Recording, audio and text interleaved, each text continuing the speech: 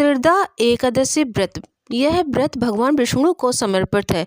व्रत की पूर्व संध्या पर सात्विक भोजन करें और व्रत का संकल्प लें। एकादशी के दिन प्रातः काल उठकर स्नान करें और स्वच्छ वस्त्र पहनें। घर के पूजा स्थल को स्वच्छ करें और भगवान विष्णु की मूर्ति स्थापित करें। भगवान विष्णु को फल, धूप, दीप, नैवेद्य और तुलसी दल अर्पित करें। विष्णु सहस्त्रनाम का पाठ करें और विष्णु भगवान के मंत्रों का जाप करें। दिन भर उपवास रखें। फलाहार कर सकते हैं लेकिन अनाज और नमक का सेवन ना करें। जरूरतमंदों को भोजन कराएं और ब्राह्मणों को दान दें। रात्रि जागरण करें और भगवान विष्णु के भजन कीर्तन करें। अगले दिन द्वादशी को व्रत का पारण या खोलें और जरूरतमंदों को अन्न, वस्त्र और दान करें। पुत्रदा एकादशी का व्रत विशेष रूप से संतान प्राप्ति के लिए महत्वपूर्ण मानी जाती है। इसे पवित्रा एकादशी भी कहा जाता है। यह व्रत न केवल विवाहित जोड़ों को संतान सुख प्रदान करता है बल्कि जीवन में सुख, समृद्धि, मोक्ष और पापों से मुक्ति भी दिलाता है। इस व्रत को करने से व्यक्ति की सभी पाप नष्ट हो जाते हैं और उसे विष्णु लोक की प्राप्ति होती है। पुत्रदा एकादशी व्रत वर्ष में 2 बार आती है, एक बार पौष मास में और दूसरी बार श्रावण मास में। पौष मास की एकादशी को पौष पुत्रदा एकादशी कहा जाता है। यह व्रत विशेष रूप से उन दंपतियों के लिए लाभकारी माना गया है जिन्हें संतान प्राप्ति में कठिनाई हो रही है। इस दिन भगवान विष्णु के बाल गोपाल स्वरूप की पूजा की जाती है। इस व्रत को करने से निसंतान दंपति को योग और आज्ञाकारी संतान की प्राप्ति होती है। इसके अलावा यह व्रत मोक्ष प्रदान करने वाला भी माना जाता है। पुत्रदा एकादशी व्रत की कथा। यह कथा भद्रावती नामक नगरी के राजा महिजीत की है।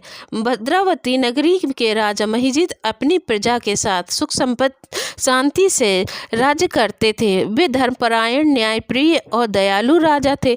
उनकी प्रजा उनसे अत्यंत प्रसन्न थी। हालांकि राजा महिजीत के जीवन में एक बहुत ही बड़ी समस्या थी। उनकी कोई संतान नहीं थी। राजा और रानी के संतान प्राप्ति के लिए कई यज्ञ, हवन और दान पुण्य किए परंतु उन्हें कोई फल नहीं मिला। राजा इस बात से अत्यंत दुखी रहते थे। एक दिन राजा ने अपनी प्रजा को बुलाया और कहा, मेरे प्यारे प्रजाजनों, मैंने हमेशा तुम्हारा हित चाहा है। मैंने कभी अपनी प्रजा के कल्याण के लिए हर संभव प्रयास किया है लेकिन मेरे जीवन में एक बड़ी कमी है। मैं निसंतान हूँ। क्या तुम मेरे इस दुख का समाधान कर सकते हो?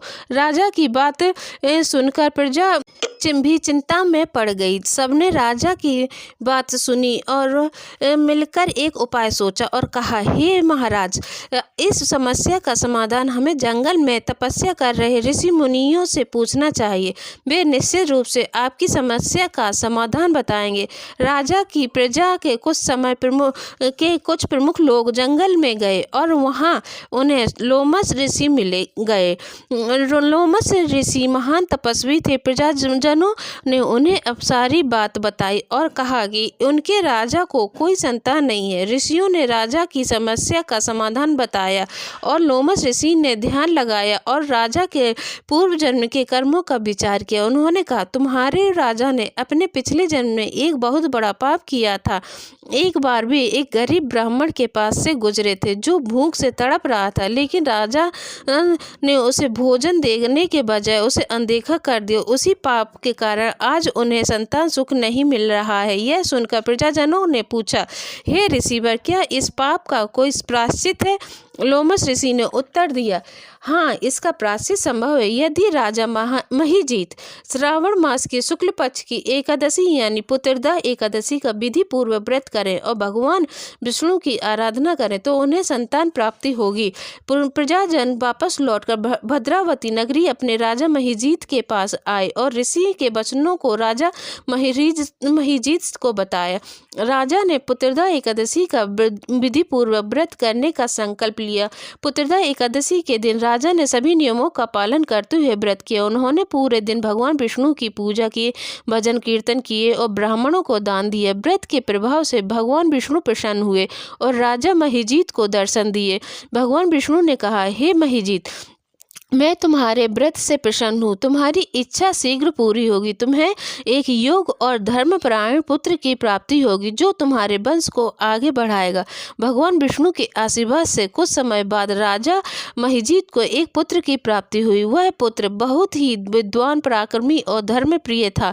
उसने अपने पिता के राज्य को बहुत अच्छे से संभाला और प्रजा को खुशहाल बनाया। यह व्रत संतान प्राप्ति के लिए अत्यंत लाभकारी है। भगवान विष्णु का आशीर्वाद पाने का यह उत्तम मार्ग है। भगवान विष्णु की कृपा से व्रतधारी के सभी पाप समाप्त हो जाते हैं और उसे विष्णु लोक की प्राप्ति होती है। निसंतान दंपति इस व्रत को करें तो उन्हें योग और धर्मपरायण संतान की प्राप्ति होती है। जो भी व्यक्ति इस कथा को श्रद्धा से सुनता या पढ़ता है उसे भगवान विष्णु का आशीर्वाद प्राप्त होता है और उसके जीवन की सभी बाधाएं भी समाप्त हो जाती है। जय श्री हरि विष्णु। ओम नमो भगवते वासुदेवाय नमः। ओम नमो भगवते वासुदेवाय नमः। जय श्री हरि विष्णु। ओम नमो नारायण। अगर आपको मेरा ये वीडियो अच्छा लगे तो प्लीज़ लाइक करें, शेयर करें और कमेंट कर कर बताएं कि आपको कैसा लगा।